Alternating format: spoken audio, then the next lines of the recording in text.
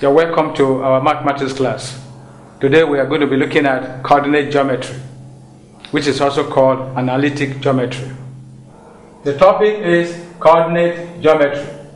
Coordinate geometry, also called analytic geometry, deals with geometric properties using algebraic operations and notations to locate points within a coordinate system. We look at this from the point of the straight line. And here is the coordinate system, the Cartesian plane. In this Cartesian plane, we have the horizontal line and the vertical line. The horizontal line is called the x-axis. The vertical line is called the y-axis. And the horizontal and the vertical line, they intersect at the point here. And this point is the origin. And the coordinate of this point, the origin, is x equal to 0, y equal to 0. Again, we have that the y-axis, the vertical line, the equation of the vertical line is s equal to 0. While the horizontal line, the x-axis, the equation of this horizontal line, the x-axis, is y equal to 0. You will understand it better if you take a point here and you say this is 1. And to write the equation here, it means that y is equal to 1. And our s is equal to 0 at this point. I say that again. If you take a point here, the point on this line here is s equal to 1, not y equal to 1. S equal to 1. And that is the equation of this point here, this line. If we draw the line. So that is the equation of that line. Similarly, if you take a line, a point here, and you draw the line, the equation here, assuming this is 3, then the equation of this line will be y equal to 3. So you see that the horizontal lines have their equations as y equal to a value, while the vertical line has the equation s equal to a value. The distance formula. We're going to look at the next concept under coordinate geometry. Concept 2, distance formula. I have here for you the Cartesian plane, and I have a straight line A, B. I represent the straight line in the general format by the points S1, y1. YB is represented by the points S2, y2. These are general points. Then you observe that what we have here is S2 minus S1. It is S2 minus S1 because the point A was defined as the point from here to here is your S1. And the point from here, the point B, is the point from the origin to this point here. And this one is S2. So to have the value in between, so this is exactly what we have. We have the point here, and we have this one coming down. So from here to here is your S1, and from here to here is your S2. So to find the value between here and here, you subtract the value S1 from the value S2. From here to here minus from here to here. That is why we have S2 minus S1. Similarly, we have for Y2 minus Y1. Now, with these notations, we cannot apply the Pythagoras rule to find the distance between A and B, point A and point B. Now, writing the Pythagoras theorem, the hypotenuse, which is the AB squared, will be equal to the square, the sum of the square of the other two sides, AC squared plus BC squared. Translating this to what we have at the coordinate points of the points A and B, we have that our AC is S2 minus S1 all squared, plus our BC Y2 minus Y1 also squared. Now we are interested in finding the value or the length of AB. not AB squared. Therefore, our AB will be the square root of S2 minus S1 squared plus Y2 minus Y1 squared. Or the same length AB is equal to S1 minus S2 squared plus Y1 minus Y2 squared. These two will give you the same result because the square of a positive or a negative number is always positive. So it doesn't matter whether you take S1 minus S2 and Y1 minus Y2, whatever will come out, if it is squared, it becomes positive. So that is why the two expressions are equal. You can use any of them in solving problems. We can now take some examples. So we have some solved examples to illustrate what I have just discussed earlier. The question number 1. What is the distance between the points whose coordinates are 3, minus 9 and minus 4, 15? Our solution. We are talking about the distance, so let the distance be D. And we can now represent this one by the formula S1 minus S2 all squared plus Y1 minus Y2 all squared. Now we will take our first point, which is 3 and minus 9, as our S1, Y1. Y minus 4 and 15 as our S2, Y2. We will now substitute them in our equation. This becomes our S1 is 3 and our S2 is minus 4. Close this, open the bracket, close this again, and it is squared. Plus our Y1 is minus 9 minus our Y2 is 15. We have that. So don't forget your formula as a square root. Now you simplify this. Remember, minus times minus will be plus. So we have this as 3 plus 4 all squared plus minus 9 minus 15 we give you, sorry, this is squared, we give you minus 24 all squared. And again, this is under square root. Observe that again. We substitute the values of S1 as 3 minus the value of S2, which is minus 4, all in bracket, squared, plus the value of Y1 is minus 9, minus the value of Y2, which is 15, also squared. Now we simplify this further by having 3 plus 4, because minus times minus is plus, all squared, plus minus 9 minus 15 is minus 24, all squared. Now 3 plus 4 is 7, and this is squared, and then we have plus 24 also squared, because we already know that minus squared is positive. So we have this. Okay, now this gives you 49 plus, using your calculator, 24 squared will give you 576.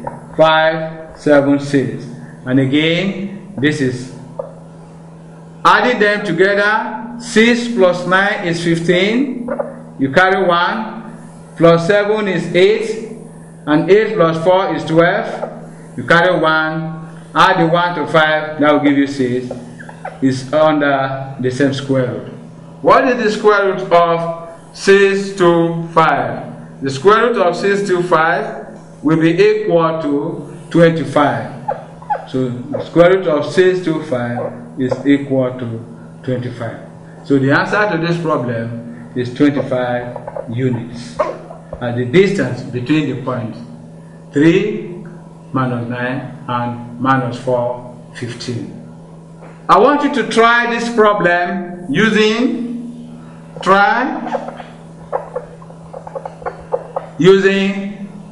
D equal to S2 minus S1 all squared plus Y2 minus Y1 also squared, and see if you will get the same result. Try the same problem using this alternative formula which we discussed earlier. Question number 2 is our second example. If the distance between the points S, 3 and minus S2 is 5, find the value of S. Solution. Now we apply the distance formula. D squared is equal to S1 minus S2 all squared plus Y1 minus Y2 all squared. Now our D is 5 and it is squared and equal to our S1 is S and our S2 is minus S, close the bracket and square it. Our Y1 is 3 and then minus Y2 which is 2 and also squared. Now this gives you 25 equal to S plus S all squared and then plus 1 all squared. The result is 25 will be equal to 2S all squared plus 1, because 1 squared is 1. Now this means that our 25 minus 1 is equal to 2S all squared. Let's take this, let's just find the square of this, that becomes 4S squared. What I have done here is to take the plus 1 to the left hand side and it becomes minus. It's a balancing method. Now 25 minus 1 is 24 and then divided by 4 to be equal to S squared. I subtracted 1 from 25 and divided both sides by the coefficient of S squared. So now we have here 24 divided by 4 will give you 6, and this is equal to S squared. Therefore your S is equal to the square root of 6. The square root of 6. Example number 3. Find the distance between the points Q, 4, 3 and the points common to the lines 2S minus Y equal to 4 and S minus Y equal to 2. Solution. We have the first point there, Q is 4, 3. There is another point P which is S, Y. What are the values of S, Y? These values of S, Y will be calculated or find from the two equations which we are going to solve simultaneously. So solve 2S minus Y equal to 4, which is equation 1, with 2S minus Y equal to 2. This is equation 2. Good. Now as you can see, we can use elimination method. We subtract 2S minus S is S, minus Y minus Y will be 0, and 4 minus 2 is equal to 2. You have already gotten the value of S. Now substitute S equal to 2 in any of the equations, maybe in equation 2. Now what do we have? Our S there is now 2 minus Y equal to 2. Now 2 minus 2 will be equal to Y. 2 minus 2 equal to Y. I move the 2 to this side and I move minus Y to the right hand side to become plus Y. So eventually we have our Y to be equal to 0. So the other point P we are looking for is S, which is 2, and Y, which is 0. So we now have the 2 points that we are going to use to calculate the distance between the P and Q. So we now have the point P 2, 0 and the point Q 4, 3. Therefore, distance D will be equal to, remember, S1 minus S2 all squared plus Y1 minus Y2 all squared. Everything here under square root. Now this gives you your S1 is 2 minus 4 all squared, and your Y1 is 0 minus 3 all squared. everything is under square root. Okay, now what happens? 2 minus 4 is minus 2. Minus 2 times minus 2 is plus 4. Now, we also have 0 minus 3 is minus 3. Minus 3 squared is plus 9. Everything here under square root. Finding the square root of this, first of all, we have this as an irrational number. We do not have an exact square root for it, and the square root is 13 units. We can leave the answer as 13 units. We can go further and say, okay, the distance can be calculated. Let's see from my calculator, square root of 13 will give you, or we write this as 3.605. Approximately, we can have this as 3.61 units. Maybe in this case now we are corrected to 3 significant figures. Cases like this can occur, so take note of them. So you can simplify your square root to have a decimal fraction. And of course, you can also approximate to a given number of significant figure or decimal places, whichever the case that is applicable. Find the distance between the points half, common half, and minus half, minus half. Our solution, let us start this by writing d squared is equal to s1 minus s2 squared, and then plus y1 minus y2 also squared. Now that that is done, we'll take our first coordinate point half and half as s1 y1 and the other one as s2 y2. Substituting them accordingly, our s1 is half minus half, close the bracket and square, plus our y1 is also half, and then we have minus, then minus half again, close the bracket, and then you have this, all squared. Now, we have half, minus times minus is half, minus times minus is plus, and then that is your half.